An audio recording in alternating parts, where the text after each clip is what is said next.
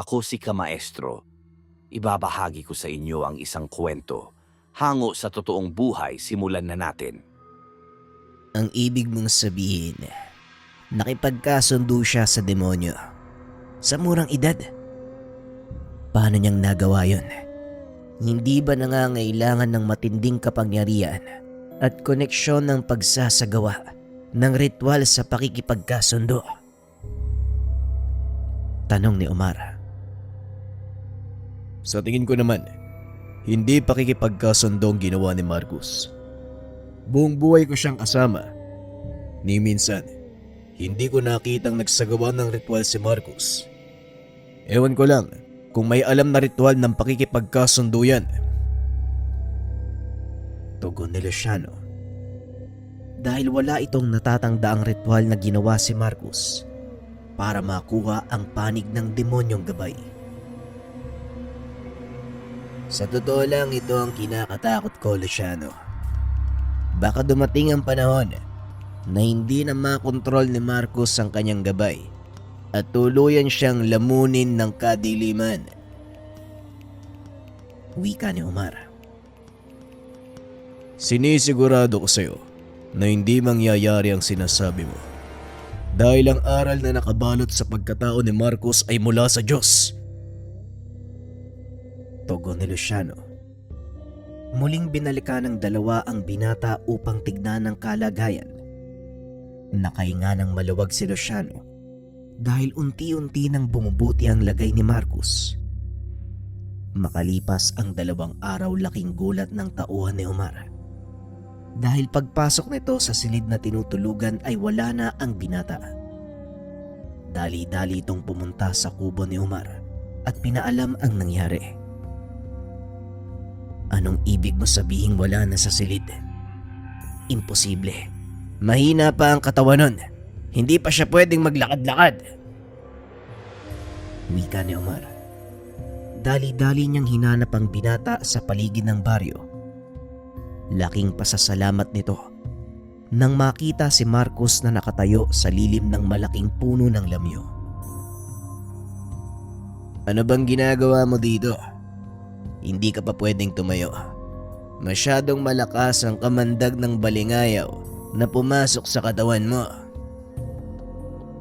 Wika ni Omar habang naglalakad papalapit kay Marcus. Wala na po kayong dapat alalahanin. Maayos na ang pakiramdam ko. Medyo nanghina lang yung tuhod ko pero ayos na. Ilang sandali na lang makakabawi na ako ng lakas. Tugon ni Marcus. Maya-maya ay dumating si Luciano. Hinihingal ito. Sa kadahilanang ang buong akala niya ay may kung anong nangyari kay Marcus. Akala ko naman kung ano nang nangyari sa'yo eh. Sa susunod magpaalam ka. Alam mo namang marami nag-aalala sa'yo dito eh. Wika na Luciano. Ayan ka na naman, Manong eh. Hindi na ako bata kaya huwag kang mag-alala. Wala namang mangyayaring masama sa akin eh. At isa pa, magaling na ako, no? Kagabi kasi, may napanaginipan ako. Dito mismo nangyari yun, no? Sa malaking puno na to. Tugon ng binata. Dito lalong nag-alala si Luciano. Dahil ang bawat panaginip ng binata ay may kahulugan. Kadalasan ito ay isang pangitain. Sabihin mo sa amin ang panaginip mo. Pero hindi dito. Tara, bumalik na muna tayo sa kubo nang makakain ka. Wika ni Luciano. Kaagad namang sumunod ang binata sa sinabi nito. Habang naglalakad, nasa likod ni Marcus si Mang Omar at Luciano. Hindi maiwasang magtanong ni Omar kung bakit gano'n na lang ang pagpapahalaga nito sa panaginip ng binata. Kung hindi mo mamasamain, maaari ko bang malaman kung bakit parang napakahalaga ng panaginip ni Marcos sa'yo? Tanong ni Omar. Ang panaginip ni Marcos ay kadalasang may kahulugan o hindi kaya naman isang propesiya na kadalasan nagkakatotoo. Kakaiba ang kakayahan ng binatang yan. Parang pinaghalong husay ng isang druid at isang manggagamot. May kakayahang makipagtuo sa demonyo at makakita ng hinaharap. Tugon ni Luciano. Ilang sandali pa ay nakarating na sila sa kubo. Habang kumakain, pinaliwanag ni Marcus ang panaginip. Ayon sa binata, nakita nito ang sariling nakatayo sa lilim ng malaking puno habang pinagmamasdan ang paglalaban ng dalawang nilalang. Isang lalaking nakasuot ng pulang damit. May nakataling tela sa noo at mga braso. Kung titignan ay mga talandro. May hawak itong sibat sa kanan at basto naman sa kaliwa. Samantalang ang kalaban nito nakasuot ng puting damit.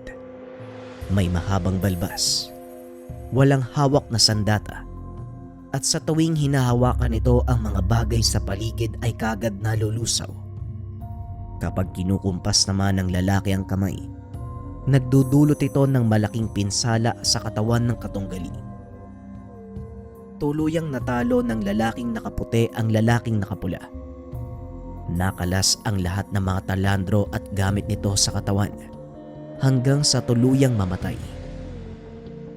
Napahinto si Omar sa pagkain dahil sa alam nito kung ano ang sinasabi ni Marcus. Ang nakita mo sa iyong panaginip ay isang kaganapang nangyari. Maraming taon na ang nakakaraan.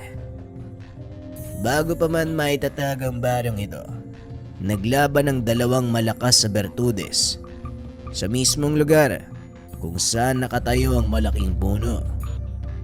Ang lalaking nakapula, ang mananambal na naligaw ng landas na nagngangalang Ponciano, at yung isang ukluban, walang iba kundi ang tatay ng iyong ina, si Maestro Margalio. Wika ni Omar. Mariing nakinig si Marcus sa mga kwento nito. Sa unang pagkakataon ay nagkaroon ng interes ang binata sa mga lumang kasaysayan. Kaya naman sinenyasan ni Luciano si Omar na ipagpatuloy ang kwento. Ayon dito, ang lolo ni Marcus ang kinilalang pinakamalakas sa Bertudes sa lugar. Ngunit wala itong kakayahang manggamot. Pero sa kabila ng kakulangan, nagagawa naman itong ipagtanggol ang kanyang baryo gamit ang kakayahan. Sa ganung paraan, ginalang at kinatakutan ng ibang may kakayahan si Maestro Margalio hanggang sa dumating ang araw.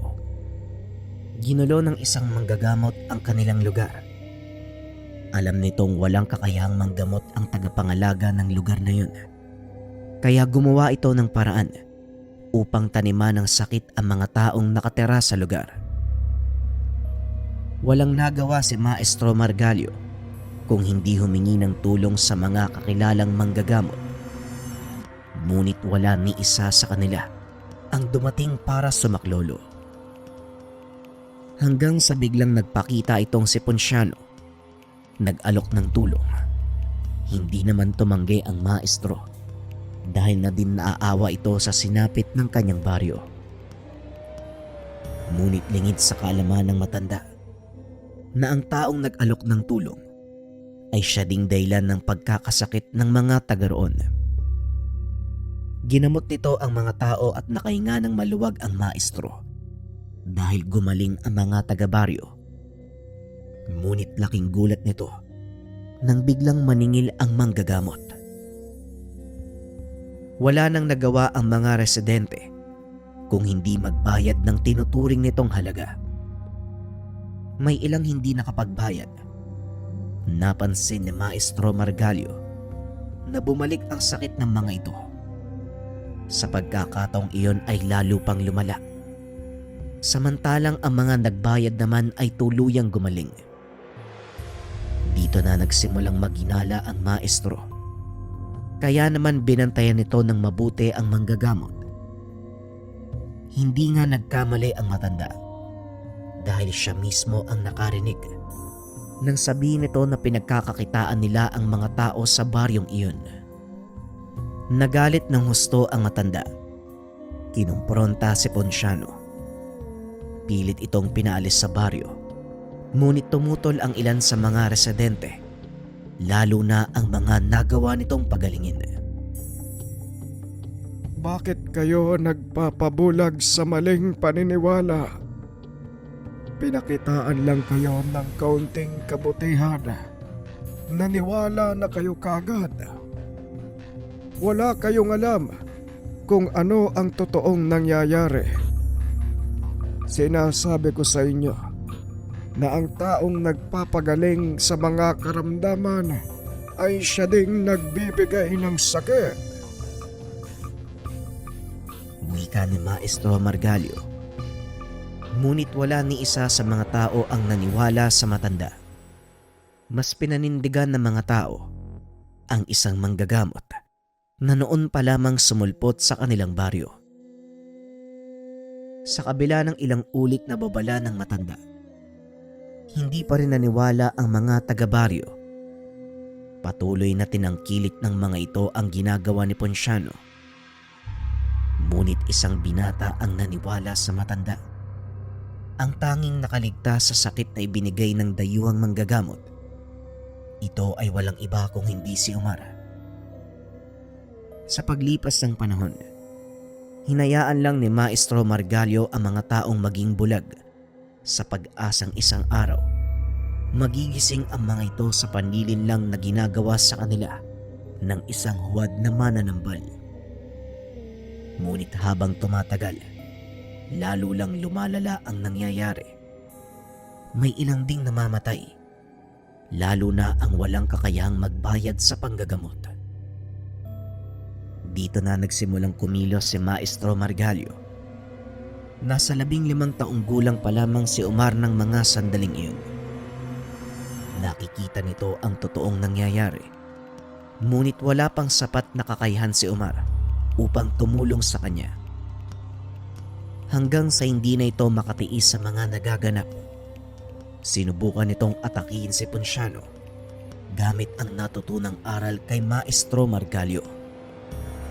Ngunit dahil mahina pa ang kakayahan ng binata, mabilis itong natunton ni Ponciano at ginantian. Kamuntikang mamatay si Omar dahil sa ginawang pag-atake ng huwad na manggagamot, bagay na nakapagpagalit kay Maestro Margalio. Wala na itong pakialam sa iisipin ng mga tao. Sinugod nito si Ponciano, walang pagdadalawang isip na pinatay gamit ang kanyang kakayahan sa panghuhuklob. Nalaman nito ng mga taga-baryo at inusig ang maestro. Ngunit pinagtanggol ni Omar ang matanda. Dahil nag-iisa at wala pa sa hustong gulang, walang naniwala sa binata. Nilabanan ng ilan si Maestro Margalio at dahil sa ayaw ng matandang makasakit ng mga taga-baryo, pinili nitong umalis sa lugar. Sumama naman si Omar sa kanya. Nagpatuloy sa pagsasanay kasama ang matandang hukluban. Kakaibang kaalaman ang itinuro nito. Maliban pa dito, may kakayahang manggamot si Omar, kaya higit na mas malakas ang tinaglay nitong aral. Kombinasyon ng panghuhuklob at pananambal.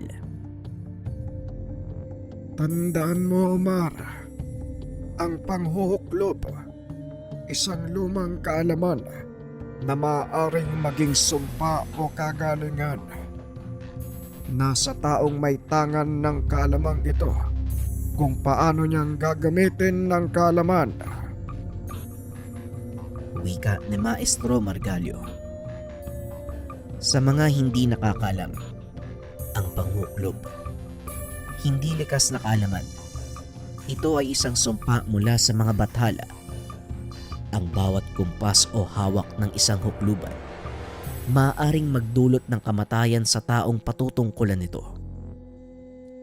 Ang mga manggagamot na tinamaan ng sumpa nawawalan ng kakayahang manggamot o magpagaling, kahit pa ng pinakasimpleng pinsalang dulot ng mga tao. Sa kabila ng lakas sa taglay ng mga ito, wala itong saysay, lalo pa kung wala kang kakayahang magpagaling kahit ng sarili mong pinsala. Ito ang masaklap na nangyari kay Maestro Margalio. Mabuti ang hangarin nitong makatulong sa kapwa. Ngunit hindi ito naunawaan ng kanyang mga kababaryo. Sa kanilang lubusang napagtanto ng mga ito na totoo ang sinasabi ng matandang hukluban. Ilang araw matapos mapatay ng maestro ang kalaban, unti-unting nawala ang salot na lumukob sa buong baryo. Isa-isang gumaling ang mga tao, ngunit hindi na nabura sa kanilang isipan ang mga naganap. Pinalabas ng mga naiwang tagasunod ni Ponciano na si Maestro Margalio ang may gawa ng sakit. Nagtanim ng galit sa kanya ang mga tao. Dahil dito, walang tigil na tinugis ng mga tao ang matandang hukluban. Tanging si Omar lang ang lubusang nakaunawa ng totoong nangyari. Kaya pinagtanggol niya ito ng sariling buhay. Nakalaunan ay hindi rin nagtagumpay dahil nga sa nag-iisa ito, walang sapat na kakayahan. Namatay ang matanda sa kamay ng mga taong matagal na panahon niyang ipinagtanggol at pinangalagaan. Balik tayo sa kasalukuyan. Sa malaking punong ito mismo naganap ang laban sa pagitan namin ng mga taong nais pumatay kay Maestro. At dito din mismo sa lugar na ito, nararamdaman ko na minsan sa aking buhay, wala akong kwentang tao. Hindi ko man lang napangalagaan ang kaisa-isang taong nangalaga at nagturo sa akin ang lahat ng kalamang meron ako ngayon. Wika ni Omar habang nakatayo sa lilim ng malaking puno. Nakakalungkot pala yung nangyari sa lugar na to, no?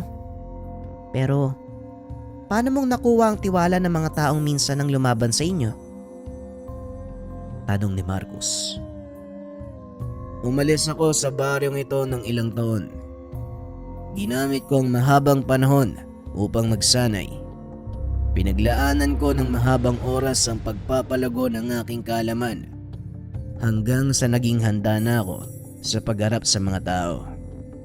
Binaligan ko sila upang usigin sa ginawa nila kay Maestro. Ngunit nang makabalik ako sa lugar na ito, hindi ko inaasahan ang aking daratnan. Tugon ni Omar. Dagdag pa nito, nakita niyang nasa matinding krisis ang baryo. Maraming nagkakasakit. Halos wala nang makain at ang ilang residente namamatay dahil sa sumpa ng isang mambabarang. At dito na pumasok si Luchibar, tama ba? Wika ni Luciano. Laking gulat ni Omar nang bigla itong magsalita. Tama ka, Luciano. Si Luchibar ay isa sa mga dating galamay ni Ponciano. Hindi natanggap ang kamatayan ng kinilalang guro. Kaya mga taga-baryo ang binalikan at sinubukang ubusin. Nang mga panahong ito nakilala ko ang iyong ama, Marcos. Binata pa si Mang Rodrigo ng mga panahong yon. At hindi may tatanggi ang angking husay dahil laganap na ang nagawa niya sa mga karatig baryo. Wika ni Omar. Alam na ni Marcos ang tungkol sa kwentong ito. Kaya naman hindi na kinakailangang ulitin ni Omar ang pagsasalaysay. Lubusang naunawaan ng binata ang dahilan kung bakit naging mahalaga ang kanyang ama sa mga taga-baryo. Sa kalagitnaan ng pag-uusap, isa sa mga residente ang humahangos na dumating. O Pilo, anong nangyari? Bakit napakaputla ng mukha mo? Tanong ni Omar. May nangyari po sa mga kaalyado natin sa kabilang baryo. Sinalakay po sila ng napakadaming insekto. Hinala ko. Gawa po yun ng mga mambabarang na kasama na Luchibar. Nagkatinginan ang tatlo sa mga narinig. Dali-daling kumilos ang mga ito upang puntahan ang sinasabing lugar ng kasama ni Omar. Akmang papaalis na ang mga ito nang biglang pigilan ni Luciano si Marcos. Hindi ka ba maaaring sumabak sa laban Lalo pat hindi pa lubusan gumagaling ang katawan mo mula sa kamandag na dulot ng isang mambabarang. Magpaiwan ka muna, Marcos. Ako na ang bahala. Wika ni Luciano. Ngunit hindi nito nagawang pigilan si Marcos. Alam mong magsasayang ka lang ng oras kakapigil sa akin, Manong. Kaya hayaan mo na lang akong sumama. Isa pa, kamandag lang naman ang puminsala sa katawan ko, hindi tigal po. Kaya nga mabilis ako nakabawi, hindi ba? Tugon ni Marcos. Napailing na lang si Luciano dahil alam niyang walang patutunguan ang pakikipagdiskusyon sa binata. O siya, sumama ka. Pero wag mong puwersahin ang sarili mo. Ayokong akayin kita pabalik sa baryong to. Wika ni Luciano. Matapos ang pag-uusap ay kagad nang umalis ang pangkat. Binalaan sila ni Pilo na maaaring alam na ng kalaban ang kanilang pagdating, kaya mahihirapan ang mga itong hanapin sila. Medyo mahihirapan tayong alamin kung nasaan ang mga kalaban dahil sa kaalaman nila sa sabulag. Kaya hindi na naituloy ni Omar ang sasabihin. Bigla nitong naramdaman ang napakadilim na puwersa na nagmumula kay Marcos. Wala kang dapat alalahanin, Manong. Ako at ang kaibigan ko na ang bahala. Drogo, ituro mo sa amin ang kinaroroonan ng kaluluwa ng mambabarang. Wika ni Marcos.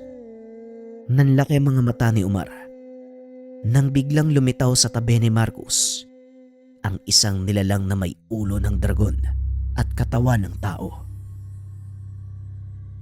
Mabaging lalaon. Hindi demonyong isang to, kundi isang mataas na uri ng celestial. Paano niyang nagagawang itago ang totoong pagkatao kay Marcos?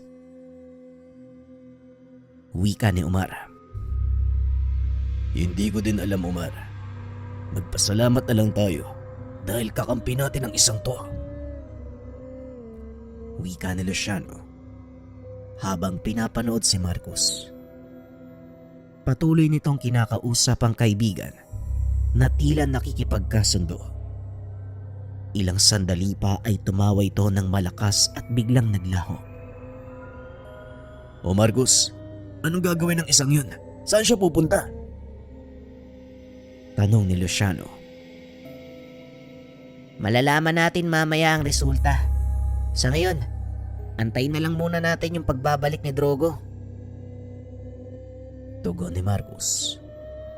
Naupo ang mga ito sa isang tubaan. Inantay ang pagbabalik ng kaibigang si Marcos. Hindi naman mapigilan ni Omar ang sarili. Naitanong nito sa binata ang tungkol kay Drogo. Wag mo sanang masamay ng tanong ko, Marcos. Pero si Drogo, alam mo bang isa siyang demonyo? Wika ni Omar. Napalingon si Marcos sa kanya.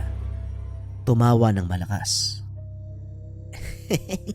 Oo, nakikita mo ba yung selyong to? Yan ang marka ng aming kasunduan. Hindi siya aalis sa tabi ko hanggat hindi nakukuha yung kaluluwa ko. Biro lang. Ito naman, alam kong demonyo si Drogo, pero wala kayong dapat alalahanin dahil nasa ilalim siya ng pangalaga ko. Tugon ni Marcos.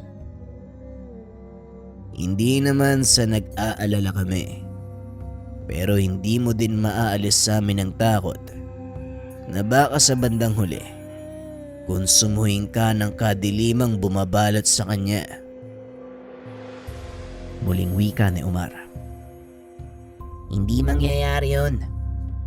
Dahil kung yun ang totoong pake ni Drogo, dapat kinuha niya na ako eh. Nung mga panahong wala pa akong malay. Sa totoo lang, nagtataka din ako sa inaasal ni Drogo eh. Pero hinahayaan ko na lang yung tadhana na kusang magpakita ng sagot sa akin. Tugon ni Marcos. Napagtanto ni Omar na tama ang sinabi ng binata. Dahil kung talagang balak nitong kunin si Marcos, gagawin niya ito sa mga panahong wala pang kakayahang ipagtanggol ng binata ang sarili. Ilang sandali pa ay tumayo na si Marcus. Naglabas ito ng kwintas sa kanyang bulsa, nagawa naman sa itim na bato. Ayon kay Luciano, ang bagay na yon ay isang kasangkapang ibinigay ni Mang Rodrigo para mabilis na mahanap ang kinaroroonan ng kalaban. Mukhang naiinip na si Marcus. Tara, tumayo na kayo. Ituloy na lang natin ang inuman pagkatapos nito. Wika ni Luciano habang sinusundan palabas ng tubaan si Marcus. Patuloy na naglakad ang mga ito hanggang sa isang lalaki ang nakita nilang nakaharang sa daraanan. Parang hinahatak ng malakas na enerhiya ang bato ng kwintas ni Marcus papunta doon sa lalaki. Nakumpirma ng binata na ito nga ang kanilang hinahanap dahil napansin ito ang figura ni Drogo sa likuran. Akmang susugod na sana si Marcus nang bigla nitong marinig ang boses ni Drogo. Sandali lang, Marcus. Hindi basta mambabarang ang isang to. May kakayahan siyang magbato ng malediksyon. Magdahan-dahan ka. Baka imbes na mapunta sa akin ang kaluluwa mo, magpalutang-lutang ito sa kawalan. Wika ni Drogo. Sa mga hindi nakakalam, ang malediksyon ay isang uri ng kakayahan ng mga sinaunang wikan. Kaya nitong magbigay ng sumpa sa isang tao na hindi gumagamit ng anumang bagay mula sa kanyang biktima sa pamamagitan lamang ng bulong sa hangin. Bigla namang natigilan si Marcus na tila pinag-iisipan ang sinabi ng gabay. Ngunit kagaya dati, wala itong pakialam sa mga mangyayari. Bigla nitong sinugod ang lalaki na labis namang ikinagulat ni Omar. Marcus! Anak na, bumalik ka dito! Luciano, wala ka bang gagawin? Tanong ni Omar. Hayaan mo siya. Panoorin mo lang ang mga mangyayari. Dahil kahit ako, hindi mapipigilan ng taong yan. Tugon ni Luciano. Naupo ito sa sulok habang pinapanood si Marcus. Nagulat naman ang lalaki dahil hindi nito inakalang susugurin siya ng binata gamit ang pisikal na lakas. Hindi ito nakaalis sa kinaroroonan dahilan para tamaan siya ng suntok mula kay Marcus. Tumalsik ito ng malayo at medyo natagalan bago makabawi. Napatayo naman si Luciano dahil ang buong akala nito nanalo na si Marcus. Ngunit unti-unti itong tumayo. Nagulat sina Omar dahil wala man lang itong natamong pinsala. Hindi ko inaasahan ang ataking yun. Pero mukhang maaaliw ako sa grupo niyo. Ikaw ba ang anak ni Rodrigo? Naparito sana ako para magpatid ng mensahe sa inyo. Pero may mga nangahas na lumaban at pigilan ako sa baryong ito. Kaya wala akong nagawa kung hindi pagtanggol ang sarili ko. Wika ng lalaki. Biglang nanlamig si Omar dahil nakilala nito ang boses ng lalaki. Ang lalaking yan, kanang kamay ni Luchibar. Ang pangalan niya. Amel! Walang yaka talaga. Pati ang mga walang kamuwang-muwang na tao, dinamay mo pa! Nanlaki ang mga mata ni Omar nang marinig ang pamilyar na boses. Maging si Luciano ay biglang napaangat ng tingin. Nakita ang isang lalaking nakasuot ng pulang kamisetang walang manggas. Balot ng tattoo ang braso nito at napakahaba ng buhok.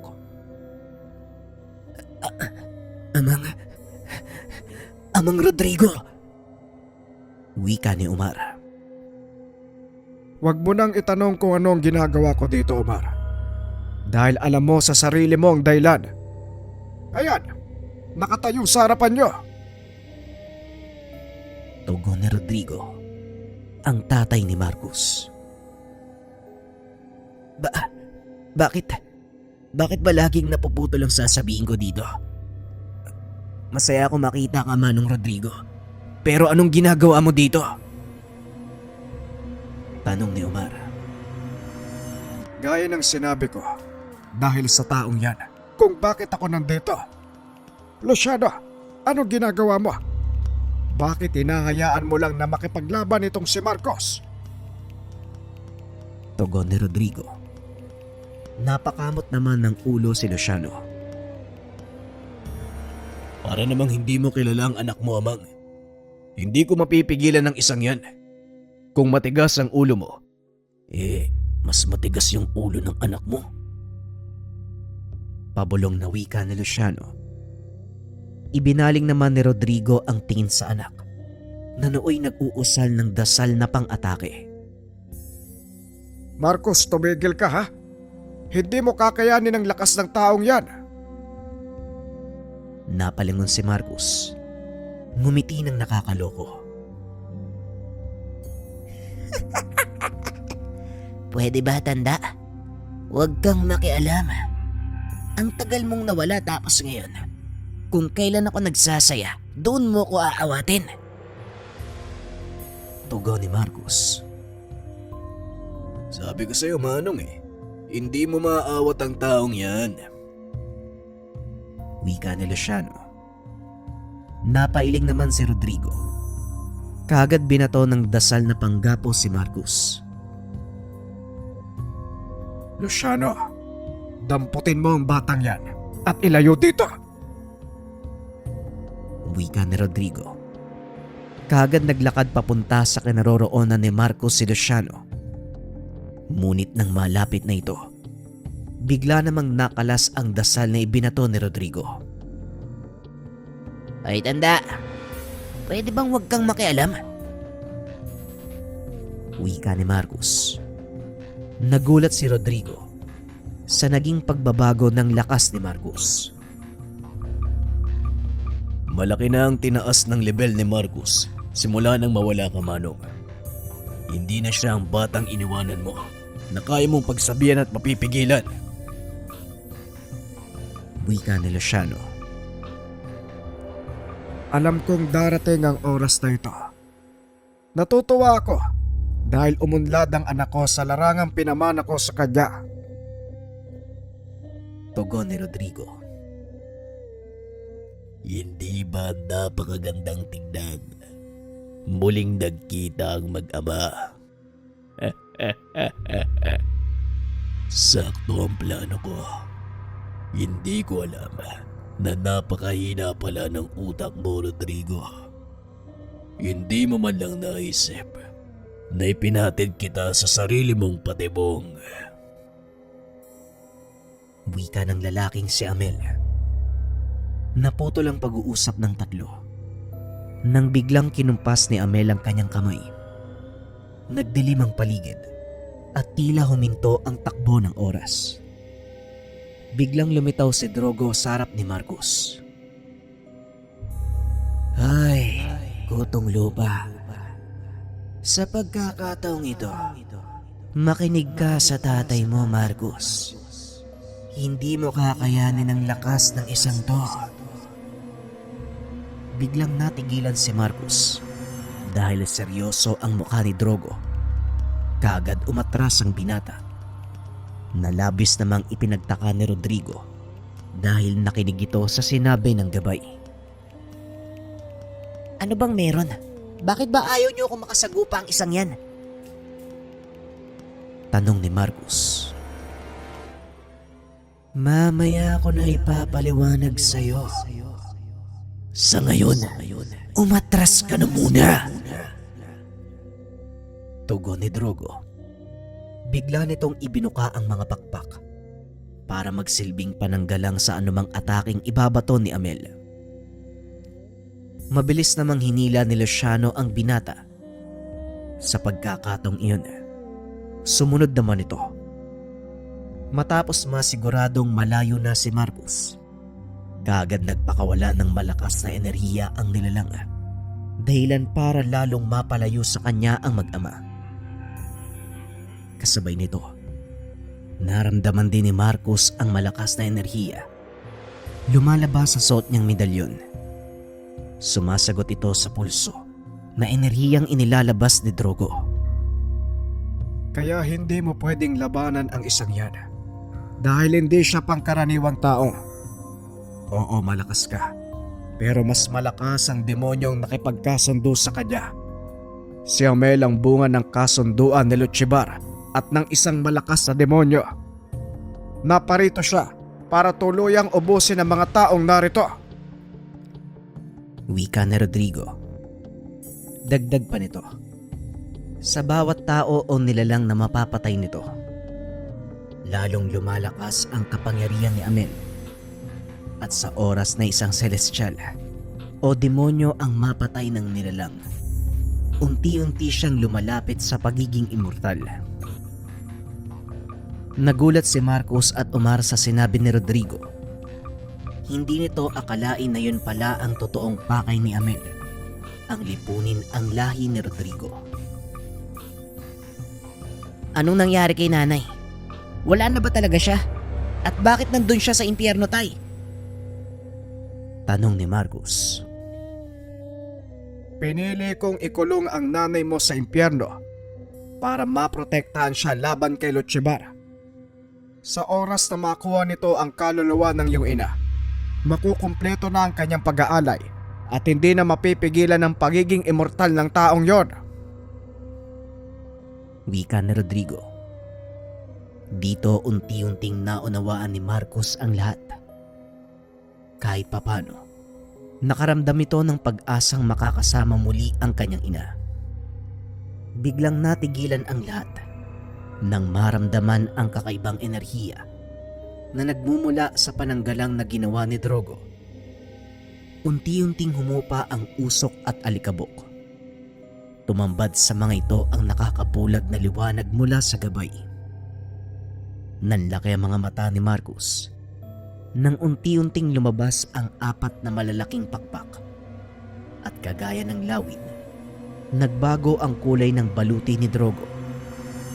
Maging ang dating anyo nitong dragon, napalitan ng maamong muka ng isang lalaking may gininto ang buhok. Nagliliwanag din ang selyo sa kanang palad ng binata. Kasabay nito, ang biglaang pagpintig ng medalyong suot. Nakaramdam ng kakaibang kapangyarihan si Marcus. Kahalintulad ito ng pakiramdam nung bata pa siya at yakap-yakap ng kanyang ina. Walang ano-ano, narinig nito ang isang pamilyar na boses sa kanyang isipan. Sa wakas, muli tayong nag-usap, anak ko. Matagal na panahon kong inintay na muli kayong magkita ng iyong ama. Ito lang ang paraan para mawasak ang selyong nakaharang, para makausap kita sa pamamagitan ng gabay na kinilala mo bilang Drogo. Nagkaroon ako ng pag-asa na muling makabalik sa aking katawan. Napagtanto ni Marcus na ang naririnig, walang iba kung hindi ang boses ng kanyang ina. Hindi nagsasalita si Marcus, ngunit nababanaag ni Rodrigo ang ngiti sa labi nito. Alam kong nauunawaan mo na ang lahat, Marcos. At sana, nawala din ang galit dyan sa puso mo. Pasensya na kung matagal kong itinago sa iyo ang katotohanang buhay pa ang iyong ina. Wika ni Rodrigo. Napalingon si Marcos sa ama. Mamaya na po natin pag-usapan ang tungkol sa bagay na yan. May laban pa tayong kailangan tapusin. Kailangan ni Drogo ng tulong ko. Tugon ni Marcus. Marami itong naglakad papunta sa gabay at tumayo sa tabi nito.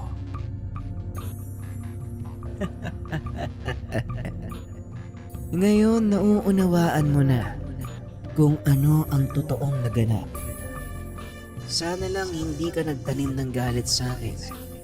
Nang mga panahong nagkukunwari ako bilang demonyo. Kinakailangang gawin ang bagay na yon para protektahan kayo ng iyong ina. Kaya pala, hindi Drogo ang pangalan ko, kung hindi Rafael. Pero gusto ko ang palayaw na binigay mo sa akin.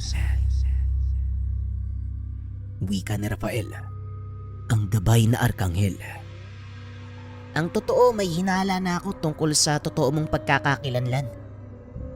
Hindi ko lang makumpirma pero ngayon, malinaw na sa akin ang lahat. Tungkol naman sa hindi mo pagsabi ng katotohanan, nauunawaan ko. Kaya wala kang dapat alalahanin. Maganda ka na. Kailangan pa nating harapin si Amel. Tugon ni Marcus. Kagad inilabas ni Rafael ang kanyang sandata. Ito ay nagbabagang sibat na may 2 talim. Nang mga sandaling iyon, nilabas din ni Amel ang totoo nitong anyo. Isang malaking nilalang na may 4 na kamay. Ang ulo nito ay punong-puno ng sungay. Kulay pula ang balat na tila ba naluto sa matinding apoy. Itinarak ni Rafael ang hawak na sibat sa lupa. Biglang pumaibabaw ang malakas na enerhiya na nagsisilbing pananggalang sa paligid ni Marcus. Kailangan kitang protektahan. Kaya pasensya ka na kung ikukulong kita sa pananggalang. Panoorin mo kung paano kong paparusahan ng isang demonyo. Wika ni Rafael sabay bunot ng kanyang sibat. Tumalon ito pa ibabaw. Inihagis ang sandata sa kalangitan. Pinaglapat ang 2 palad na animoy nagdarasal. Biglang bumulusok pa ibaba ang malakidlat na sibat. Sobrang bilis ng pangyayari. Kaya naman hindi namalayan ni Amel na tumarak na ito sa kanyang katawan. Napagtanto niya lang ang lahat nang maramdamang hindi na siya makagalaw. Anong ginawa mo sa akin? Walang kwentang anghel. Wika nito habang pilit na binubunot ang sibat sa kanyang katawan. Huwag mo nang subukan dahil hindi mo magagawang bunutin ang sibat ni Longinus sa katawan mo. Sa oras na itarak ng isang dibino ang sibat na yan, iisa lang ang kakahantungan mo. Yon ay ang kamatayan. Napasigaw si Amel. Dahil sa galit, hindi nito akalaing ganong kalakas ang nilalang na gabay ni Marcus.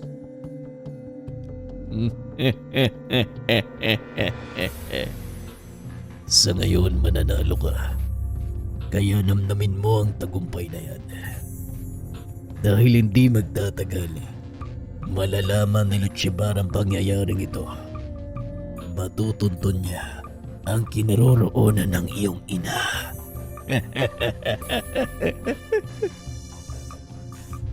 Wika ni Amel. Ikinumpas ni Rafael ang kanyang kamay at isa pang sibat ang tumusok sa katawan ni Amel. Sa bisa ng kapangyarihang iginawad ng amang may likha, pinapatawan kita ng habang buhay na kamatayan. Hindi na makakabalik sa mundo ng mga buhay ang iyong kaluluwa, maging sa langit o impyerno.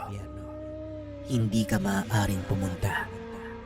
Magpapalutang-lutang ka sa kawalan hanggang sa kusang matunaw. Magaganap ito sa iyo ng paulit-ulit habang nabubuhay ako. Wika ni Rafael. Matapos itong magsalita, kagad nalagutan ng hininga si Amel. Inakala nilang tapos na ang lahat. Kaya kampanting naglakad palayo si Marcus. Ngunit nakakailang hakbang pa lang ang mga ito. Bigla na namang nakaramdam ng malakas na bugso ng enerhiya na nagmumula sa kalaban.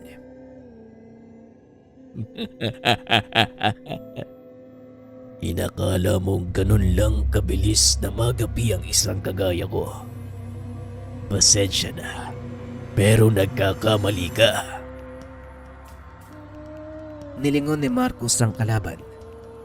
Nanlaki ang mga mata nito dahil nanatiling nakatayo si Amel. Ni isang galos, walang natamo. Bagaman kitang-kita kung paanong tumagos ang sibat, nanatili itong buhay. At sa pagkakataong iyon, wala na ang katawang demonyo nito. Anong nangyari? Akala ko ba napatay mo siya? Tanong ni Marcos sa gabay. Oo. Nagawa ko ng patayin ang demonyong nasa katawan niya. Pero hindi ang pisikal na katawan. Ang kakayahang taglay ng sibat ni Longinus ay pumatay ng espiritual na katawan. Pero hindi ang pisikal. Ito na ang pagkakataon mo na ipakita sa kanya ang iyong lakas. Wika ni Rafael.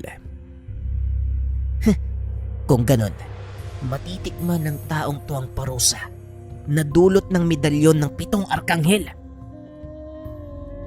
Hinawakan ng binata ang medalyon. Nagsimulang mag-usal ng mga dasal. Unti-unting nabubuhay ang mga hawak na gamit. Laking gulat ni Rodrigo at ng ilan sa mga kasama dahil unti-unting naglilitawan ang imahe ng mga nilalang na gawa sa gintong liwanag. 7 gininto ang figura ang lumitaw sa likod ng binata. Nagsama-sama ang mga ito. Pumasok sa katawan ni Marcus. Kakaibang lakas ang naramdaman ng binata ng mga sandaling iyon. Magaan ang pangangatawan. Pakiramdam nito, kaya niyang talunin ang sino mang makakalaban. Ipinaglapit ng binata ang 2 kamay. Nagliwanag ang mga dasal na nakaukit sa kanyang braso. Isang sandata ang lumitaw sa anyong gininto ang liwanag. Wala itong eksaktong anyo, ngunit naaaninag ang figura. Isang espadang gawa sa purong dibinong enerhiya. Mabilis itong hinawakan ni Marcus. Sinugod niya si Amel. Nagsalpukan ang 2. Ngunit naramdaman ng kalaban ang kakaibang lakas ng binata. Alam nito sa sariling katapusan niya na mabibigo siya sa kanyang misyon. Kaya naman nagpa siya itong magpatiwakal at idamay si Marcus. Hindi may tatanggi na wala akong panama sa'yo dahil kakampi mo ang nasa itaas. Kaya idadamay na lang kita sa sasapitin kong kamatayan. Wika ni Amel. Sabay yakap sa katawan ni Marcus. Nag-usal ito ng mga dasal. Pamilyar sa binata ang mga ito. Walang iba kundi ang susi ng dasal ng Metatron. Biglang bumulusok ang malakas na kidlat mula sa kalangitan. Tumama ito sa kinaroroonan ng 2. Napasigaw si Rodrigo sa pag-aakalang katapusan na ng anak. Ngunit nagulat ito dahil hindi niya narinig na sumigaw si Marcus. Ilang sandali pa ang nakalipas ay humupa na ang alikabok at apoy na dulot ng malakas na boltahe ng kidlat. Nanlaki ang mga mata ni Rodrigo nang makita ang anak na nakatayo. Pasensya ka na, Amel. Hindi ko nasabi sa'yo, no? Si Arkanghel Metatron, isa sa 7 arkanghel na nasa loob ng medalyon kong hawak. Kaya walang epekto sa akin ang kidlat. Wika ni Marcus habang pinagmamasdan ang katawan ni Amel na natutupok ng sariling atake. Napangiti naman si Rodrigo dahil nagawa ng anak na mapagtagumpayan ng unang laban sa malakas na kalaban. Binabati kita, Marcos. Nagawa mong manalo laban sa isang demonyo. Pero hindi pa natatapos ang lahat dito. Sa mga sandaling ito, alam na ni Lutchibara ang mga nangyari. lalo na ang pagkamatay ng isa sa kanyang mga galamay. Wika ni Rodrigo. Alam ko, Tay. Hindi magtatagal mahanap na tayo. Kaya kunin na natin ang pagkakataon na makuha si nanay sa kinaroroonan niya at mailagay sa pangalaga natin. Paniguradong alam na din ni Lutchibar na ikinulong mo siya sa impyerno. Ihanda mo ang sarili mo. Dahil paniguradong mag-asawang sampal ang ibibigay sa iyo nun. Tugon ni Marcus. Matapos ay pansamantalang nagpaalam ang tatlo kay Omar. Nagbalik ang mga ito sa tahanan ni Rodrigo kung saan nakalagak ang katawan ni Marieta. Pagkarating sa lugar, hindi na nag-aksaya ng panahon ng matanda. Dali-dali nitong tinanggal ang selyo. Binuksan ang nicho ng asawa. Nanlaki ang mga mata ni Marcus nang makita ang tila natutulog na katawan ng ina. Ni minsan ay hindi ito nabahiran ng pagkatanda. Nanatili ang itsura nito mula nang huling masilayan. Maaari ko bang mahiram ang medalyon mo, Marcos? Kakailanganin natin yan para muling tawagin ang iyong ina. Wika ni Rodrigo. Inabot naman ni Marcos ang medalyon sa ama. Kinausap ang ina. Sandaling panahon na lang, Nay. Makakaalis ka na rin sa kinaroroonan mo. Sa wakas, masasapok mo na din si tatay. Wika ni Marcos. Napailing na lang si Rodrigo. Sinimulan ang ritual ng pagtawag sa kaluluwa ni Marieta gamit ang mga dasal ni Arkanghel Azrael. Sa mga hindi nakakalam, ang Arkanghel na ito ay tagapangasiwa ng mga namatay.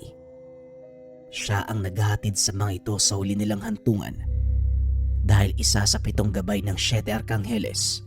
Nagagawa itong tawagin ni Rodrigo. Tumambad sa harapan nila Marcos ang isang anghel na nakasuot ng itim na balabal. May hawak itong karet na may 2 talim sa kanang kamay at timbangan naman sa kaliwa. Anong may paglilingkod ko sa inyo, Amang Rodrigo? Tanong ng Arkanghel. Nagulat naman si Marcos dahil nagagawang utusan ng kanyang ama ang mataas na uri ng celestial. Hindi may paglilingkod, dakilang Arkanghel. Maipapakiusap ako. Nawa ay mapagbigyan mo. Tugon ni Rodrigo habang nakayuko. Magsalita ka, lingkod ng ama. Muling wika ng Arkanghel. Kailangan kong ibalik sa katawang ito ang kaluluwa ng aking asawa. Maaari mo bang buksan ang lagusan ng impyerno para sa akin? Panandaliang nabalot ng katahimikan ng paligid. Biglang itinutok ni Azrael ang kanyang karet kay Marcus. Nasa kamay ng pinatang ito ang selyo. Bakit hindi siya utusan mo? Napaangat ng tingin si Marcus. Nagulat sa sinabi ng Arkanghel. Teka, bakit ako? Hindi ko alam yung gagawin ko dito, Tay. Tugon ni Marcus. Minsan mo nang nabuksan ang trangkahan ng impyerno nang papasukin mo ang mga sundalong demonyo. Kaya alam kong magagawa mo uli yon, Marcos. Isipin mo lang ang kinaroroonan ng iyong ina. Pakiramdaman mo ang kanyang aura. Paniguradong magagawa mong iduktong ang tanikala ng buhay sa kanyang kaluluwa. Wala na tayong oras, kaya huwag ka masyadong maraming tanong.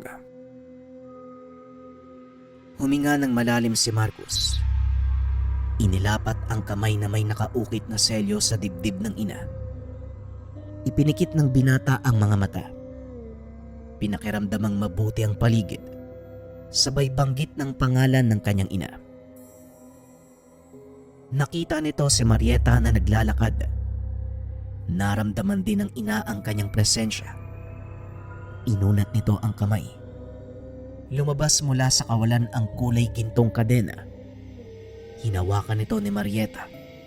Unti-unti siyang hinatak pa ibabaw hanggang sa muli nitong nasilayan ang pakpak ng napakagandang liwanag na mula sa papasikat na araw. Unti-unting bumangon si Marieta. Ang unang nakita nito ay ang mukha ni Marcos. Napangiti ang ginang. Walang pagdadalawang isip na niyakap ang anak. Ikinagagala kitang makita, anak ko. Alam kong darating ang araw na to. Wika ni Marieta. Matagal ko din pong inantay ang pagkakataong ito, Nay. Pero pasensya na. Hindi ito ang tamang oras para magdiwang tayo. Makakapag-antay ang lahat ng yan sa oras na matapos natin ang mga problema. Tugon ni Marcos. Alam ko, anak, at mukhang may kailangang managot sa pagkakakulong ko sa impyerno. Muling wika ni Marieta habang dahan-dahang lumilingon kay Rodrigo. Pasimple itong naglakad palabas ng mausoleo, ngunit kagad itong napahinto nang tawagin ni Marieta. Rodrigo, bumalik ka dito! Dahan-dahan itong lumingon. Lumapit papunta sa asawa. Ay, pasensya ka na, Marieta. Pero yun lang kasi yung alam kong paraan para maitago ka kay Lutchibar. Alam kong mahanap ka niya sa mundong to. Kaya nilagay kita sa lugar kung saan hindi siya maghihinala. Pagpapaliwanag ni Rodrigo. Alam ko, at hindi ako nagagalit. Nauunawaan kong ginawa mo. Pero sana nag-abiso ka. Alam mo bang napakainit sa lugar na yun? Wika ni Marieta. Biglang napangiti si Marcos. Siguro mag-ayos sa po muna kayo, Nay. Kailangan bumawi ng lakas ng pisikal mong katawan. Naganda na ng agahan si Mang Ben. Wika ni Marcos. Inakay ng mag-ama si Marieta papunta sa loob ng tahanan. Nanlaki ang mga mata ni Mang Ben nang makita itong buhay. Senyora Marieta, ikaw ba talaga yan? Tanong ni Mang Ben. Halos mabitawan nito ang dalang mangkok na sabaw nang makita ang ginang. Ako to, Mang Ben. Ikinagagala kitang makita. Tugon ni Marieta. Hinimatay ang matanda. Hindi nito lubos akalain na muling makikitang buhay si Marieta. Pinagmamasdan ni Marcos ang ina habang kumakain. Nanlalaki ang mga mata nito dahil parang barakong gutom na gutom si Marieta. Nakataas pa ang paa nito kung kumain habang sarap na sarap sa paghigop ng mainit na sabaw. Anay, dahan-dahan lang po, baka mabulunan kayo eh. Wika ni Marcos. Pasensya ka na, anak. Alam mo namang ilang taon akong nasa impyerno eh. Hindi masarap ang pagkain dun. Kasalanan to ng ibang tao dyan eh. Tugon ni Marieta habang nakatitig kay Rodrigo. Huwag mo nang sisihin si tatay, Nay. Naiintindihan ko naman kung bakit niya ginawa yun eh. Para din po sa iyon at para sa nakararami. Wika ni Marcos. Kung hindi ko ginawa yon, ay malamang ubos na tayong lahat. Wala ka nang higuping mainit na laswa. Wika ni Rodrigo. Hindi ko akalaing aabot sa ganitong punto si Lutchibar. Mali talaga ang hinayaan mo siyang mabuhay, Rodrigo. Wika ni Marieta. Alam ko, Marieta, sino ba namang mag-aakala nahahangarin ng taong yon ng maging immortal? Misa inagap, hindi ko talaga inaasahan na magkakaganito siya. Wika ni Rodrigo. Wala na tayong magagawa, andyan na yan eh. At isang malaking banta ang taong yon sa kaligtasan ng lahat. Nay, ngayon nandito ka. Maipapakilala ko sa'yo. pag-uusap ng tatlo. Inilabas ni Marcos ang medalyon ng 7 arkanghel. Lumitaw mula sa tabi niya si Drogo. Kumusta, Marieta? Ikinagagalak kitang makita. Nagulat si Marcos dahil si Drogo ang lumitaw sa halip na si Rafael. Anak nang, ano bang ginagawa mo dito? Nasa si Rafael? Huwag mong hanapin ang nilalang na yon. Wala yun dito. Makontento ka kung sinong nakikita mo. Wika ni Drogo. Tama si Drogo, anak. Nagpapakita lang si Rafael sa oras na kailangan mo siya. Si Drogo ay isa pang katauhan ng gabay ng medalyon. Ikinagagalak kitang makita muli, Drogo. Wika ni Marieta. Bueno, Nay. Dahil nandito na uli kayo, ibabalik ko na po sa inyo yung medalyon nyo. Tugon ni Marcos. Hindi na kailangan, anak. Dahil ikaw na ang bagong nagmamay-ari nito. Pinamana ko yan sa'yo eh. Kaya gamitin mo at ingatan. Wika ng ina. Sa kalagitnaan ng masayang pag-uusap, muling nagsalita si Drogo. Malapit lang sa kinaroroonan natin sa Luchibar.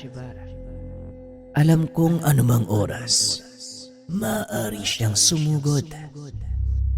Kaya kailangan mong bumawi ng lakas, Marcos.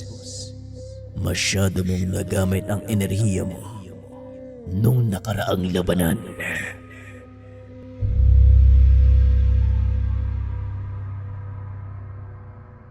Update lang mga kabayan, last 2 episodes tayo.